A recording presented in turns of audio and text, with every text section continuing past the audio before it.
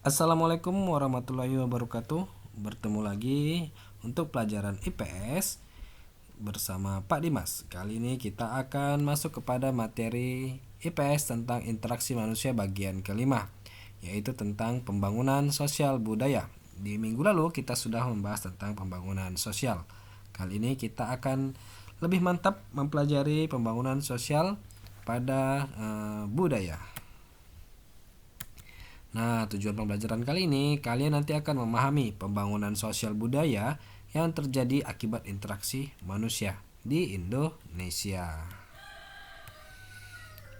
Nah, di pelajaran sebelumnya kita sudah mengetahui apa sih pembangunan sosial itu. Pembangunan sosial merupakan semua aktivitas yang menggabungkan aspek sosial dan ekonomi untuk meningkatkan taraf hidup atau kesejahteraan sosial.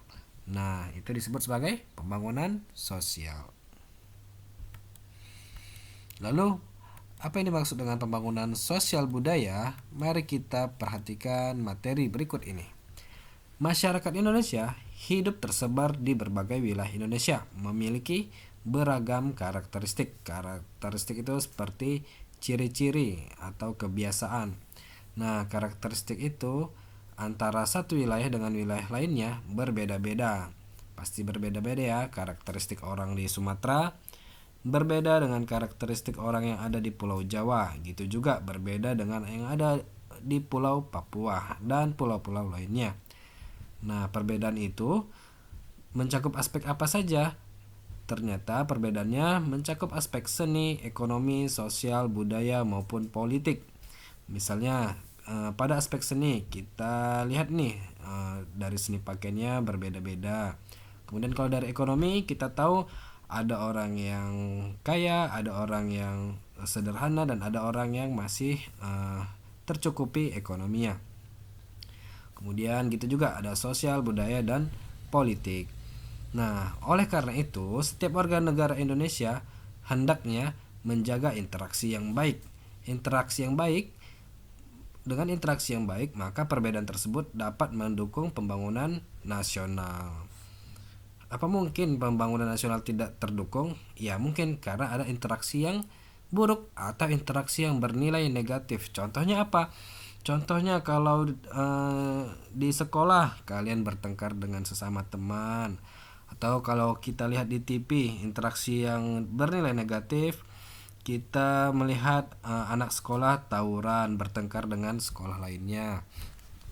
Kalau interaksi dengan alam, contohnya mungkin kita membuang sampah di sungai atau membuang sampah sembarangan dan masih banyak lagi. Nanti tugasnya salah satunya memberikan contoh interaksi yang bernilai negatif. Kalian cari ya contoh lainnya.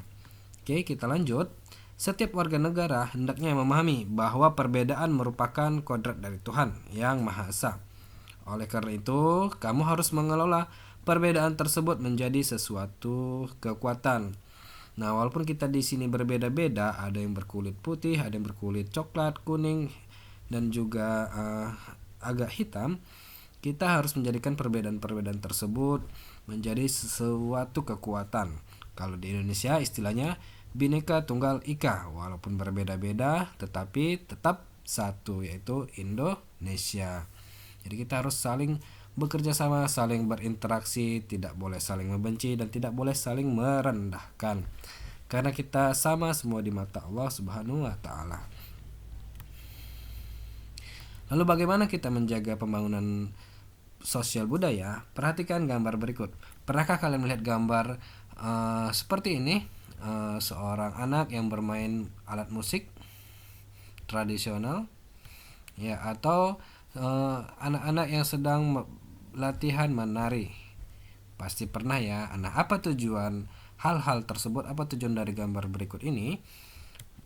Nah, kedua gambar di atas bercerita tentang upaya manusia dalam sebuah pembangunan sosial budaya. Jadi, dari gambar ini merupakan contoh bagaimana kita menjaga pembangunan sosial budaya, yaitu dengan berlatih menari daerah atau bermain alat musik tradisional. Agar apa? Agar tetap ada yang memainkan alat musik ini, agar tetap ada yang melakukan tarian daerah ini, biar tetap terjaga kelestariannya. kita juga menggunakan bahasa Indonesia yang merupakan contoh upaya manusia dalam sebuah pembangunan sosial budaya. Lalu kegiatan seni yang bertujuan melestarikan budaya Nusantara juga merupakan sebuah upaya pembangunan sosial budaya.